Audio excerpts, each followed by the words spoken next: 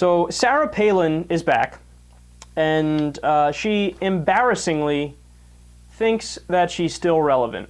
So she released this little ad, and it's just sad, because she's essentially trying to show off about her CPAC appearance and about how, oh, I helped this person get elected and that person get elected. And man, I mean, it's just really awkward. So let's listen and then we'll discuss it. Sarah Palin stole the show at this weekend's CPAC convention. She still knows how to fire up the conservative faithful. She is a superstar, and she's used that to try to help get people elected. She is fearless, she is principled, she can pick winners. She's definitely proven she can be effective endorsing candidates. Sarah Palin jumped in early and supported Rand Paul. She supported Marco Rubio, Tim Scott, Pat Toomey, Nikki Haley, Deb Fisher, Jeff Flake, and myself. He's probably going to win this thing thanks to Sarah Palin. That energy that captured 60 Republican House seats, a lot of that came from her. She dominated one more time. Don't let the big consultants, the big money men, and the big bad media scare you off. When somebody's going to hold Republicans in Congress accountable, it's going to be Sarah Palin. Hey, talk about rebranding the GOP instead of restoring the trust of the American people. How about rebuilding the middle class? Now is the time to furlough the consultants and tune out the pollsters and the focus groups home and toss the political scripts. So let them invalidate you. She does things differently. She plays by her own rules.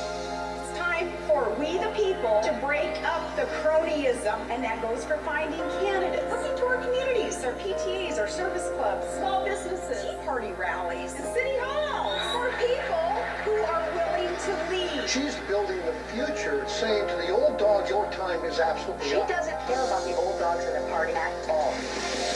We deserve better than the people who call themselves our leaders, but we won't get it unless we're ready to fight. And this is one fight that is worth it. The power of Palin. The bottom line is still, she has clout. So you are trying to mobilize to get involved, either run themselves or support candidates they like. She says the work isn't done yet. The next election is 20 months away. The last thing we need is Washington, D.C. vetting our candidates. I would not be in the U.S. Senate today if it were not for Governor Sarah Palin.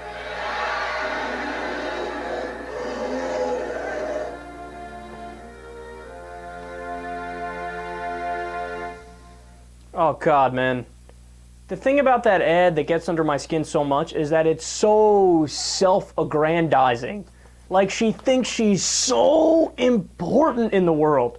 You know, Matt Damon was the one of all people who said it best about Sarah Palin. He gave some interview back, you know, before the 2008 election where he was like, just aghast, like, this is like a bad fucking Disney movie. Like, the hockey mom from Alaska, all of a sudden, is vice president. Next thing you know, she's president. She's staring down fucking Vladimir Putin. God, it's just so bad. Now, at the end there, that was not Senator. Is it Representative or Senator? I don't know why I'm blanking. Ted Cruz, who was like, hey, I wouldn't be elected if it wasn't for Sarah Palin. Yeah. And some people are speculating that this is Sarah preparing for a 2016 run. Oh, Sarah, please do it, Sarah. Sarah, get in the race, please. Sarah, I'll donate $1,000 to you if you get in the race, Sarah. God, but that's the question. Is she really that delusional where she thinks, yeah, I'm going to run and I have a chance of winning? No. Do you really think that, Sarah Palin? Do you really think that? And a great irony pointed out, I think it was by Salon. In the middle of the ad, she says, it's time to furlough the consultants. You know what she used the profit from this ad for? To hire consultants. They're amazing. So let me give you some more information so you can continue to laugh here with me. According to the most recent poll on Sarah Palin, done February 8th, 2013 by Public Policy Polling, in a race between Hillary Clinton and Sarah Palin, Clinton would destroy Palin 53% to 37%, including a 62% to 25% lead with independents. Apparently, there's also no appetite among Alaskans for Palin in 2016. Only 16% think she should run to 78% who think she should not.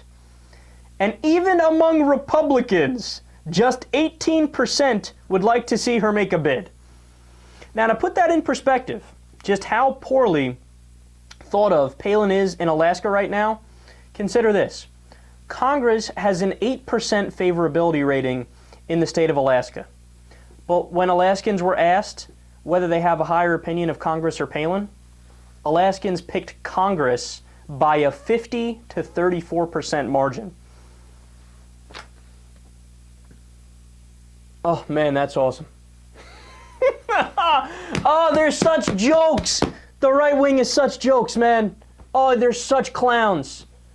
Look, if you want to go the way of the Rush Limbaughs and the Sarah Palins and the Sean Hannitys and run further to the right over there with Mark Levin and Michael Savage, go ahead. Run off that cliff full speed.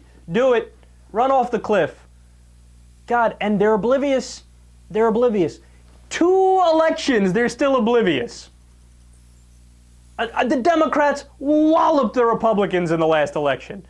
Won by 1.8 million votes in the House of Representatives. Retained the Senate. Got rid of all of the hardliners like Todd Aiken, Richard Murdoch, Joe Walsh, Alan West. Romney got destroyed. And what do they say? Well, you know, we're not sure. We're considering. Maybe we might go further to the right. Go ahead. Go ahead. You know, the only thing that's waiting for you over there is Genghis Khan and Attila the Hun.